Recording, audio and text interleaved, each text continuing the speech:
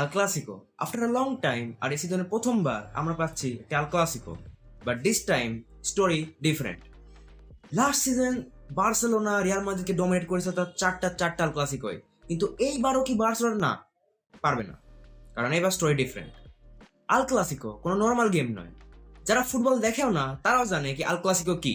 এবং আমার কথায় না, এটা সবার কথায় কি আল ক্লাসিকো আপনার ওয়ার্ল্ড কাপ ফাইনালের পরে সব থেকে বড় গেম ওয়ার্ল্ড ফুটবলের মধ্যে। টিম ওয়াইজ যদি কথা বলি, প্রথমে আমরা কথা বলি রিয়াল মাদ্রিদকে নিয়ে। রিয়াল মাদ্রিদ বর্তমানে লাস্ট সিজনের মতো রিয়াল মাদ্রিদ না। লাস্ট সিজনে রিয়াল মাদ্রিদ কোচ ছিল কার্লো আনচেলত্তি, এবং এখন বর্তমানে তাদের কোচ হচ্ছে জাভি আলোনসো। আর শুধু তাদের কোচে নয়, আপনি রিয়াল মাদ্রিদের যদি ট্যাকটিক্সে দেখেন, তাদের খেলার ধরনও বর্তমানে অনেক চেঞ্জ হয়ে গেছে। রিয়াল মাদ্রিদ এমন একটা টিম যে কিনা অলওয়েজ খেলে কাউন্টার অ্যাটাকের উপর। তারা কখনো বিশ্বাস করে না কি আপনার পজিশন ফুটবলও খেলা যায়। রিয়াল মাদ্রিদ অলওয়েজ বার্সেলোনাকে এইভাবে ট্রোল করে আসে কি তোমরা পজিশন হোল্ড করে বল বাড়ি নিয়ে চলে যাও, বাট আমরা আলটিমেটলি আমরা উইন নিয়ে চলে যাব এবং আমরা আমাদের সব ট্রফি নিয়ে যাব। আর সত্যি কথা বলতে এটা কাজও করতো তাদের জন্য। তারা হলো আপনার এইভাবে কাউন্টার অ্যাটাক খেলে খেলেই আপনার হলো তাদের সমস্ত ট্রফি জিতেছে। জিদানের আন্ডারে তারা 3টা ট্রফি এভাবে জিতছে, এবং লাস্টে কার্লো আনচেলত্তির আন্ডারেও চ্যাম্পিয়ন্স লিগ আপনার হলো কাউন্টার অ্যাটাকের মাধ্যমে জিতছে। বাট অন্যদিকে বার্সেলোনা এমন একটা দল যে কিনা আপনার পজিশন বেস ফুটবল খেলে থাকে, কিন্তু রিয়াল মাদ্রিদ এইরকম পজিশন বেস ফুটবল কখনোই খেলে নাই। বাট এই সিজনে যে জিনিসটা মূল চেঞ্জ হয়েছে সেটা হচ্ছে আপনার রিয়াল মাদ্রিদের খেলার ধরন। কথাটা হচ্ছে কার্লো আনচেলত্তি যাওয়ার পরে রিয়াল মাদ্রিদ আনে জাভি আলোনসোকে, এবং জাভি আলোনসো আসার পরে পুরো রিয়াল মাদ্রিদের খেলার ধরন এবং তাদের ফিলসফি পুরোই চেঞ্জ করে দেয়। আপনি যদি দেখুন রিয়াল মাদ্রিদের গেম দেখে থাকেন, রিয়াল মাদ্রিদ খেলে আসে আপনার হলো পজিশন বেস ফুটবলে, এবং তারা ডিমান্ড করে বল রাখা। আপনি যদি দেখেন তারা ডিফেন্সও করে আপনার হলো বলের উপরে, তারা আপনার হলো সব রকম পজিশন মেক করে, তারা আপনার অ্যাটাক মেক করে আপনার বলের উপরে, যা আপনি কখনোই রিয়াল মাদ্রিদের কাছ থেকে এভাবে খেলা দেখবেন না। লাস্ট সিজন রিয়াল মাদ্রিদের ডিফেন্সের অবস্থা একদমই খারাপ ছিল, তারা here and there goal concede করেছিল। বাট জাভি আলোনসো আসার পরে আপনার হলো রিয়াল মাদ্রিদের এই সব জিনিস তারা আস্তে আস্তে ঠিক করেছে, এবং এনেছে তাদের অন্যান্য সাইনিংস, যেমন আপনার ডিনুজিয়ান কারারেস, যেখানে কিনা তাদের সব থেকে বড় ফল্ট ছিল লাস্ট সিজনে কি তাদের ডিফেন্ডার নেই, ফুল ব্যাগের অভাব। আর আপনি যদি ডিফেন্সিভলি দেখেন, রিয়াল মাদ্রিদের পারফরমেন্সও কিন্তু ডিফেন্সিভলি অনেক স্ট্রং। তারা যদিও আটলেটিকো মাদ্রিদের কাছে তারা 5টা গোল কনসিড করেছিল, বাট স্টিল যদি দেখেন আপনার রিয়াল মাদ্রিদের বর্তমান ম্যাক্সিমাম ম্যাচে তারা অনেকভাবেই মানে ডিফেন্সের কারণে অনেকভাবে ম্যাচ দিতে আসে। লাস্ট ম্যাচ জুভেন্টাসের এগেইনস্ট চ্যাম্পিয়ন্স লিগে তারা কিন্তু আপনার হলো অ্যাটাকের কারণে ম্যাচ জিতে নাই, তারা আলটিমেটলি ম্যাচটা জিতছিল তাদের ডিফেন্সের কারণে, কারণ ওই ম্যাচে জুভেন্টাসও কিন্তু তাদের চান্সগুলো ফিনিশ করতে পারছিল না, কারণ রিয়াল মাদ্রিদ ডিফেন্স ভালো করছিল। অন্যদিকে রিয়াল মাদ্রিদের মিডফিল্ডের মধ্যে তাদের মধ্যে অনেক ভ্যারাইটি আছে, তাদের কাছে চুয়ামিনি আছে, আর্দা গুলার আছে, জুড বেলিংহাম আছে। আর জুড বেলিংহাম অনেক ভালো প্লেয়ার, আমরা সবাই জানি। আপনার হলো আর্দা গুলার আপনার জাভি আলোনসোর কাছে আস্তে আস্তে ফ্লারিশ করছে। তারপরে আপনার কামাভিঙ্গা আছে, অনেক ভার্সেটাইল প্লেয়ার। এবং যদি অ্যাটাকের কথা বলেন, অ্যাটাকে তো আপনাদের জানেনই কিলিয়ান এমবাপ্পে, ভিনিসিয়াস, আপনার কাছে রদ্রিগো, তারপর হলো গনজালো গার্সিয়া আছে, আপনার কাছে মাস্তান্তুয়ানো আছে, আপনার হলো ইয়াং আর্জেন্টাইন খুবই ভালো একটা পারফর্ম করছে। সেও আস্তে আস্তে আপনার হলো মানে বলতে পারেন আস্তে আস্তে না, খুবই ইমিডিয়েট সে নিজের ইম্প্যাক্ট আপনার রিয়াল মাদ্রিদের উপর ছড়িয়ে দিয়েছে, আর যে কারণে জাভি আলোনসোর উপর ট্রাস্ট করছে। আর হ্যাঁ, এই কারণে যদি বলতে পারেন রিয়াল মাদ্রিদের কাছে অনেক মানে ভালো ভ্যারাইটি আছে অ্যাটাকের, এবং এই অ্যাটাকের কারণেই তারা আস্তে আস্তে তাদের ম্যাচগুলোকেও আস্তে আস্তে ওরা জিতে আসছে। তারা কোনো ম্যাচ সহজে হারছে না। আপনি যদি রিয়াল মাদ্রিদের রিসেন্ট ফর্ম দেখেন, তারা এই সিজনে টোটাল একটা ম্যাচ হেরেছে। আপনার ক্লাব ওয়ার্ল্ড কাপে যদি বাদ দেন, এই সিজন আপনার হলো লা লিগা থেকে শুরু করে চ্যাম্পিয়ন্স লিগের মধ্যে মাত্র একটা ম্যাচ হেরেছে, যেটা হচ্ছে আটলেটিকো মাদ্রিদ এগেইনস্টে। এবং সব ম্যাচে তারা হয়তো ক্লিন শিট রেখে আপনার হলো 2-1 গোলে ম্যাচ জিতে আসছে, এবং এইভাবে করে তারা ম্যাচ জিতে আসছে এক্সেপ্ট আপনার আটলেটিকো মাদ্রিদের কাছে। এবং অ্যাটাকার যদি কথা বলি, বলা লাগবে কিলিয়ান এমবাপ্পের কথা। সামনের বছর world cup, so Kylian Mbappe যদি ফর্ম না নেয় এটা কোনো কথা না। তো দ্যাটস ওয়াই কিলিয়ান এমবাপ্পে আস্তে আস্তে তার ফর্ম পিক করা শুরু করেছে। আপনি যদি দেখেন প্রত্যেক ম্যাচেই তার হেয়ার এন্ড দেয়ার গোল থাকবেই। আর এমবাপ্পে আপনার হলো এইভাবেই খেলে আসছে। আপনার হলো মানে বলতে পারেন এমবাপ্পে হলো বর্তমান রিয়াল মাদ্রিদের মেন ম্যান। জাভি আলোনসোরাই আপনার হলো এমবাপ্পে হচ্ছে রিয়াল মাদ্রিদের main man. Vinicius Junior last season খুব একটা স্টিঙ্কার পারফরমেন্স দেওয়ার পর এই সিজন তাকে যদি দেখেন সে ইমপ্রুভ করছে, সে আপনার দলের মধ্যে একটা ইম্প্যাক্ট আস্তে আস্তে শো করার চেষ্টা করছে। মাস্তান্তুয়ানো আপনার হলো বললাম ইনস্ট্যান্ট ইম্প্যাক্ট দেখাচ্ছে। আর্দা গুলার আস্তে আস্তে ফ্লারিশ করছে, এবং জুড বেলিংহাম তো আপনার গোল আপনার হলো চান্স ক্রিয়েশনে আছে, সে খুবই ভালো মানে ফিজিক্যাল প্লেয়ার, সে আপনার হলো রান করতে পারে। দ্যাটস ওয়াই আপনার রিয়াল মাদ্রিদের কাছে একটা চান্স আছে। এবং যদি আপনি দেখেন এই সিজনে রিয়াল মাদ্রিদ আপনার হলো লাস্ট সিজন জিনিসটা রিয়াল মাদ্রিদের মধ্যে মিসিং ছিল, সেটা হচ্ছে আপনার হলো কানেক্টিভিটি, 1-2 পাসিং এর কানেক্টিভিটিটা মিসিং ছিল। এই সিজন জাভি আলোনসো আসার পরে সেই জিনিসটা ফিক্স হয়ে গেছে। আপনি এখন রিয়াল মাদ্রিদকে দেখবেন মাঝে মাঝে টিকি টাকা এক টাইপ অফ একটু ফুটবল খেলতে, খুবই মানে পুরো ম্যাচ খেলে না, কিছু কিছু ইনস্টেন্সে যদি দেখবেন আপনি রিয়াল মাদ্রিদ ওইভাবে খেলে আসছে। অন্যদিকে বার্সেলোনার কথা, বার্সেলোনা লাস্ট সিজন মানে এত ভালো পারফর্ম করেছিল, মানে ফ্লিকের ফার্স্ট সিজন ছিল এটা, এবং আমাদের সবার এক্সপেকটেশন সে আই মিন ওভার করে নিয়ে গেছে আমাদের এক্সপেকটেশনকে, কি এত ভালো পারফর্ম করে বার্সেলোনা, স্পেশালি চারটার উপর চারটা আল ক্লাসিকোই জিতবে, এবং শুধু জিতবে না, ডমিনেট করবে। আর তা আমাদের বার্সেলোনার কাছে অ্যাটাক ছিল, আপনার রাফিনিয়া ছিল, লেভানডস্কি ছিল, লামিন ইয়ামাল ছিল, তারা তো মানে হেয়ার এন্ড দেয়ার গোল করছিল। এই মিডফিল্ডে পেড্রি ডিয়ং এর পার্টনারশিপ, মিড ডিফেন্সে আমাদের ছিল তখন আপনার ইনিগো মার্টিনেজ পাও কোভার্সির পার্টনারশিপ, বাল্ডে ছিল, আপনার কুন্ডে টপ ফর্মে ছিল, শেজনি তখন ফর্মে ছিল। এবং এই সিজনে আমরা আসার সময় ট্রাই করি ওই জিনিসটাকে মেনটেন করার, আরো কিছু বেটার সাইনিংস করার।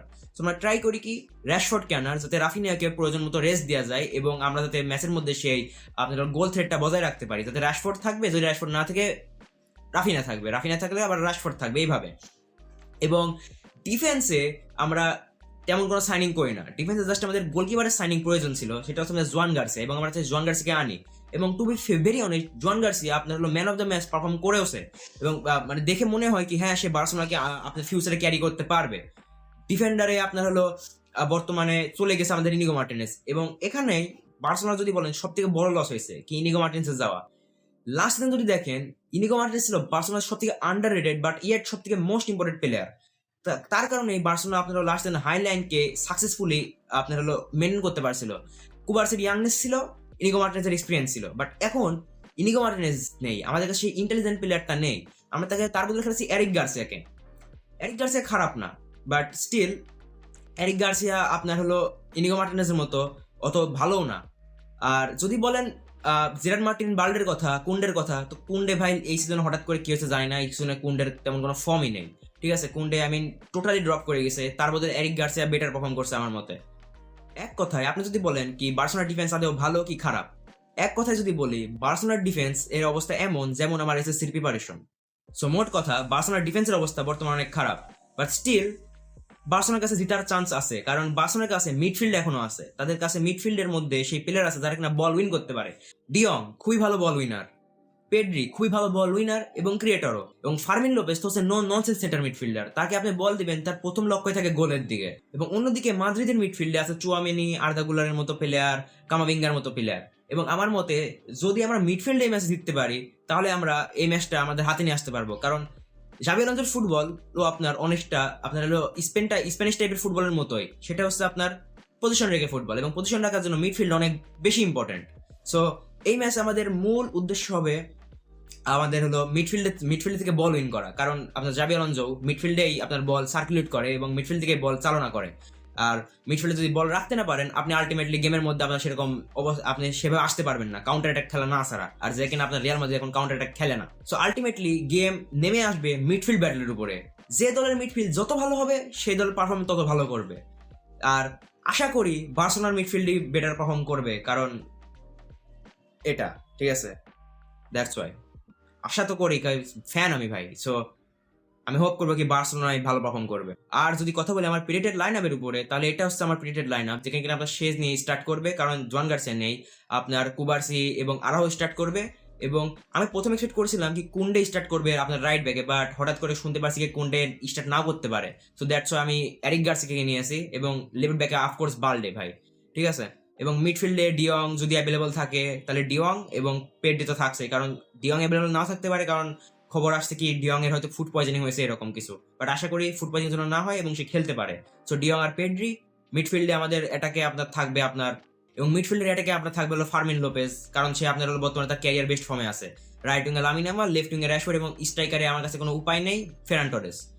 অন্যদিকে আপনি যদি বলেন রিয়াল মাদ্রিদের লাইন আপ, তাহলে রিয়াল মাদ্রিদের লাইন আপে কর্তোয়া গোলে আপনার মিলিতাও এবং ডিন হুইজন আপনার হলো সেন্টার ব্যাকে, তাদের পার্টনারশিপ বর্তমানে ভালো।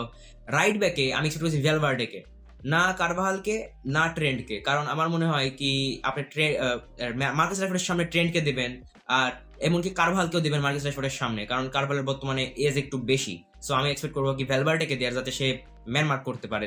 এই জন্য আমি এক্সপেক্ট করছি কি ভ্যালভার্ডে স্টার্ট করবে রাইট ব্যাকে। লেফট ব্যাকে কারারেজ, কারণ কারারেজ আপনার বর্তমানে বেস্ট ফর্মে আছে এবং সে অলওয়েজ সব ম্যাচে অলমোস্ট স্টার্ট করে এসেছে। মিডফিল্ডে আমি এক্সপেক্ট করছি চুয়ামেনি এবং কামাভিঙ্গার মিডফিল্ড পার্টনারশিপ হবে। আর ক্যামে তো আপনার থাকছে জুড বেলিংহাম, কারণ সে অ্যাভেলেবল। স্ট্রাইকারে আপনার এমবাপ্পে, লেফট উইঙ্গে ভিনিসিয়াস এবং রাইট উইঙ্গে মাস্তান্তোয়ানো। আর্দাগুলারকে আমি নিই নাই, যদিও সে স্টার্টও করতে পারে, আর্দাগুলার স্টার্টও করতে পারে, কারণ সে বর্তমান ভালো ফর্মে আছে, বাট আমি স্টিল এক্সপেক্ট করছি কি আই ফিল মাস্তানতোয়ানো স্টার্ট করবে। এবার যদি কথা বলি প্রিডিকশন নিয়ে, তাহলে আপনি যদি আমাকে 5-6 দিন আগে জিজ্ঞেস করতেন প্রিডিকশন নিয়ে, তাহলে আমি বলতাম রিয়াল মাদ্রিদ আরামে ডমিনেট করে চলে যাবে বার্সেলোনাকে।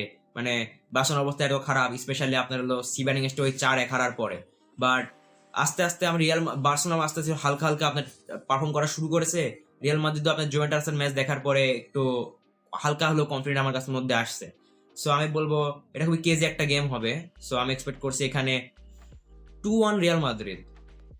হ্যাঁ, বার্সেলোনা ফ্যান হওয়া সত্ত্বেও আমি এক্সপেক্ট করছি এখানে 2-1 রিয়াল মাদ্রিদ হবে, কারণ বর্তমান ফর্মের অনুযায়ী আমি বলছি কি, বর্তমান ফর্ম অনুযায়ী আমার কাছে রিয়াল মাদ্রিদ মনে হচ্ছে কি হ্যাঁ ম্যাচটা নিয়ে আসতে পারে।